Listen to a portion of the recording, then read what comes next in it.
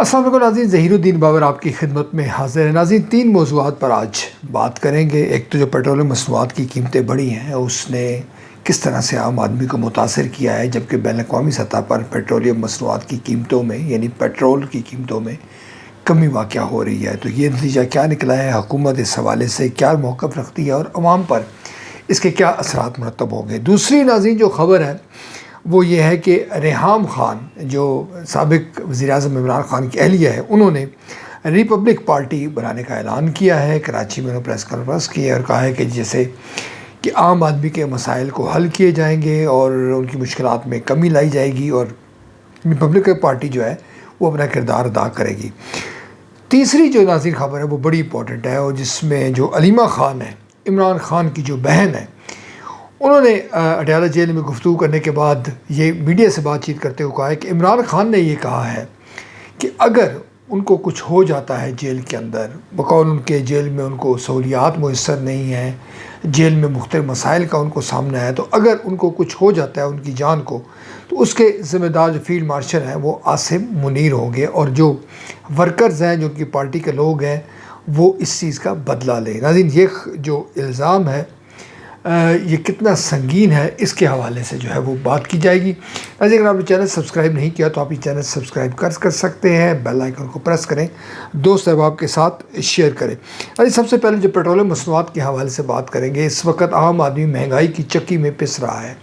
اور اس پر جو 5.36 پیسے پیٹرول کی قیمت بڑھی ہے، ڈیزل 11.37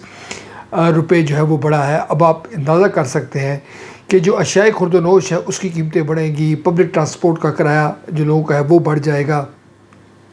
اسی طرح تمام جو چیزیں جو ریلیونٹ ہے وہ بڑھیں گی۔ مگر جو عام آدمی کی انکم ہے،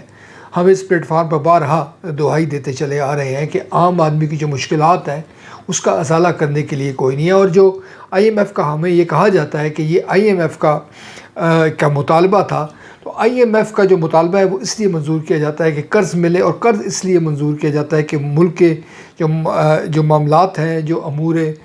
روزمرہ کے امور ہیں حکومت کے، وہ چلیں، مگر اس کا جو خمیازہ ہے وہ عام آدمی بھگتنا پڑتا ہے۔ اور جو مراد یافتہ طبقہ ہے، یعنی جس کو سبسڈی حاصل ہے پیٹرول کے حوالے سے، جو گھروں کے حوالے سے، بجلی گیس کے بلوں کے حوالے سے، بچوں کی فیس کے حوالے سے، علاج معالجے کے حوالے سے، تعلیم کے حوالے سے، یعنی کہ تمام جو چیزیں ہیں اس مراد یافتہ طبقے کو چھیڑا نہیں جاتا۔ حکومت اس کے ساتھ جو ہے وہ کوئی بات کرنے کو آمادہ نہیں ہے، اس کا جو بیلٹ ہے وہ ٹائٹ کرنے پر وہ خود بھی آمادہ نہیں ہے اور خود حکومت بھی آمادہ نہیں ہے۔ تو اس کا جو برڈن ہے وہ بلا شبہ ایک عام آدمی پر جا رہا ہے، جو مہنگائی کی چکی میں پس رہا ہے، بتدریج اس کے مسائل ہیں، اس کی جو مسائل ہیں اس کی سنوائی کوئی نہیں ہو رہی۔ آپ جانتے ہیں کہ کراچی میں جس طرح سے وہ ایک بلڈنگ، جو پرانی بلڈنگ گری، اور اس کے بعد کیا ہوا کہ سندھ کی جو حکومت ہے اس نے دو ٹوک انداز میں یہ پیغام دے دیا کہ ہم اس قابل نہیں ہیں، ہمارے پاس وسائل نہیں ہیں کہ ہم شہریوں کو دوسری جگہ پر بسائیں۔ یعنی کہ وہ ایک طرف تو ان کو بلڈنگ سے نکالا گیا، یقینی طور پر ایک اچھا فیصلہ ہے، مگر اس کے بعد کیا ہوا کہ سندھ حکومت نے اعلان کیا کہ ان کے پاس فنڈ نہیں ہے۔ اسی طرح ابھی جو سیلاب کی جو صورتحال ہے، اس میں آپ دیکھیں کہ کس طرح سے پنجاب یعنی مسلم لیگ نون کی حکومت ہے، مریم نواز وزیر اعلیٰ ہیں، ان کے جو چچا ہیں وہ وزیر اعظم ہیں، اور وہاں پر کتنی بڑی تعداد میں لوگ مر رہے ہیں، چھتیں گر رہی ہیں، لوگوں کی مشکلات میں اضافہ ہو رہا ہے، لاہور میں اموات واقع ہو رہی ہے، یعنی کہ جو دارالحکومت ہے اس کی یہ صورتحال ہے۔ تو جو مقصد ہے کہنے کا وہ یہ ہے کہ لوگوں کی جو مشکلات ہے اس کا ازالہ کرنے کے لیے حکومت کسی طور پر تیار نہیں ہے۔ یوں جو الزام لگایا جاتا ہے کہ یہ ایک اشرافیہ کی حکومت ہے، یہ اشرافیہ کے مفادات کا تحفظ کر رہی ہے اور اس کو عام آدمی کے ساتھ کوئی لینا دینی ہے، یہ پھر الزام جو ہے یہ ہمیں سچ ثابت ہوتا ہوا یا اس میں کسی نہ کسی حد تک ہمیں وزن جو ہے وہ نظر آتا ہے۔ ہم دوسری خبر کی طرف آئیں گے ناظرین۔ جو ریحام خان یعنی کہ سابق جو عمران خان کی اہلیہ ہے، ریحام خان نے اعلان کیا ہے کہ جناب وہ ایک ریپبلکن جو ہے وہ پارٹی بنا رہی ہے۔ پاکستان میں اس قسم کی جو جماعتیں ہیں ان کا جو مستقبل ہے وہ کس طرح سے رہا ہے یہ کو بتانے کی ضرورت نہیں ہے۔ اس وقت بھی جب میں آپ سے گفتگو کر رہا ہوں تو درجنوں نہیں سینکڑوں جماعتیں موجود ہیں، یعنی کہ وہ ان کا اندراج اس حوالے سے ہے کہ ان کا اندراج الیکشن کمیشن میں موجود ہے، مگر ان کی جو پرفارمنس ہے اب وہ کیا ہے یہ بتانے کی ضرورت نہیں ہے۔ دنیا کے جو مہذب ممالک ہیں، یہ جو حقیقی جمہوری ممالک ہیں، یہاں جمہوریت جہاں پر موجود ہے وہاں پر کسی سیاسی جماعت کے اندراج کے لیے یہ لازماً ہوا کرتا ہے کہ ان کے اتنے ووٹرز ہوں، ان کا اتنا ہلکا اثر ہو، پھر اس کے بعد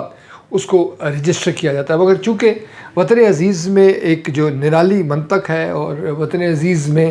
جمہوریت یا جمہور کی آواز سننے کو کوئی تیار نہیں ہے، لہٰذا ریحام خان جو ہے وہ انہوں نے جماعت بنا لی ہے۔ اب ریحام خان کی جو سیاست ہے اس کے متعلق پریڈکٹ کرنا تو ذرا مشکل ہے، مگر جو ان کے ناقدین ہیں ان کا یہ کہنا ہے کہ وہ عمران خان پر تنقید کریں گی، عمران خان کی جو حوالے سے ان کا جو ہدف ہوگا وہ بڑا، دوسری سیاسی جماعتیں بھی ہوں گی مگر عمران خان ہوں گے، اور لہٰذا جو مختلف حلقے ہیں ان کی جانب سے ان کو پذیرائی ہوگی۔ یہ الزام تراشی پہلے سے بھی ہوتی چلی آ رہی ہے ریحام خان پر، جو انہوں نے کتاب لکھی تھی آپ کو یاد ہوگا، اور اس میں بڑی انہوں نے کنٹروورسیز کریٹ کی تھی۔ آج بھی ان پر یہ جو ہے وہ الزامات یا جو ناقدین ہیں ان کے وہ یہ بات کہہ رہے ہیں۔ تیسری خبر ناظرین جو علیمہ خان کے حوالے سے بتائی ہے، عمران خان نے جو جیل میں ان سے ملاقات کی اور کہا کہ اگر مجھے کچھ ہو جاتا ہے تو میری جو